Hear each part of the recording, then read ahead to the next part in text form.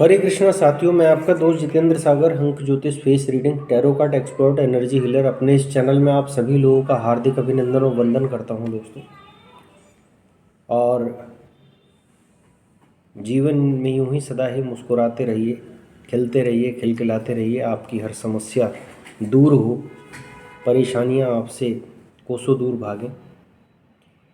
तो कबीर दास जी ने एक बहुत सुंदर लाइन कही है, और ये आपके और मेरे, ये जितने भी लोग इस भौतिक जगत में हैं उनके जीवन को उजागर करती है। कबीर दास जी कहते हैं कि मैना ने मैं कहा, मैना ने मैं ना कहा, कि मैना ने मैं ना कहा, तो मूल भये 10-20। कि मैना ने अपने अंदर के अहंकार को ख़त्म कर दिया और उसने कहा कि मुझे बनाने वाला जो स्वामी है वो कोई और है। मेरी बागडोर अगर किसी के हाथ में है तो वो त्रिभुवन का जो स्वामी है उसके हाथ में है। कि मैना ने मैं ना कहा, कि मैं कुछ भी नहीं हूँ, मैं जो भी कुछ हूँ वो उसका अंश हूँ।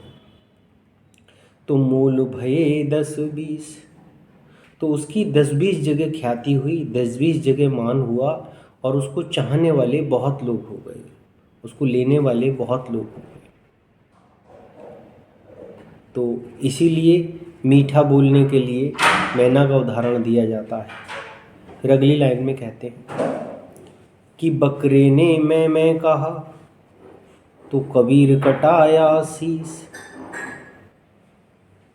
बकरे ने मैं कहा, बकरे ने कहा मैं जो भी कुछ हूँ वो मेरी वजह से, मेरे अंदर जो भी सुप्रीम पावर है वो मेरी वजह से है। इस ब्रह्मांड को चलाने का काम अगर कोई कर रहा है तो वो मैं कर रहा है। यानी अहंकार का जो पूरा भाव दिखाया वो बकरे ने दिखाया। इसीलिए कबीरदास जी कहते हैं बकरे ने मैं कहा, तो कबीर कटाया शीस। तो बार बार बकरे का शीस काटा जाता है। तो जीवन में जब भी आपको ये महसूस होने लगे कि मैं कुछ हूँ ही नहीं, मैं किसी का अंश हूँ, किसी का जरिया हूँ, और कुछ काम करने के लिए इस ब्रह्मांड में आया हूँ, मेरे कुछ कर्तव्य हैं, उन सारे कर्तव्यों को मैं निभाऊंगा और उनको पूरा करूंगा, और उसके बाद में मैं अपने लोक में वापस चला जाऊंगा। ये मेरे जीवन मरण का एक चक्र है और एक पूरी प्रक्रिया है। इसी प्रकार बकरे का उदाहरण देकर उन्होंने कहा कि जिस इंसान में ज़्यादा ईगो होता है, अहंकार भाव होता है, वो एक दिन नष्ट हो जाता है। अहंकार रावण का नहीं रहा, अहंकार कंस का नहीं रहा। ये बार बार हमारे यहाँ जो प्रथाएं चलाई जाती हैं, ये जो चीज़ें होती हैं, ये लोगों को एक मैसेज देने के लिए होती हैं। जब भी आप दशहरे का दाह देखते हो या दशहरे पे रावण का दहन देखते हो तो उसका एक ही मकसद है कि एक दिन अहंकार नष्ट हो जाता है, डिस्ट्रॉय हो जाता है, ख़त्म हो जाता है, और सत्य उजागर होकर अपने पूरे पूर्ण स्वरूप में आ जाता है।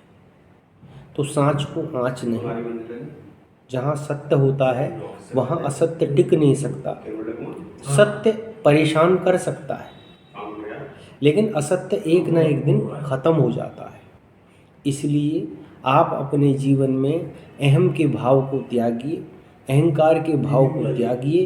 हर क्षण, हर समय, हर पल अपने ईश्वर का, अपने मालिक का, अपने भगवान का, अपने इष्ट का, अपने माँ बाप का, सभी का धन्यवाद कीजिए, साधुवाद कीजिए। जो मिला है उसमें संतुष्ट रहिए, आगे बढ़ने की इच्छा को ग्रो कीजिए, खूब मेहनत कीजिए।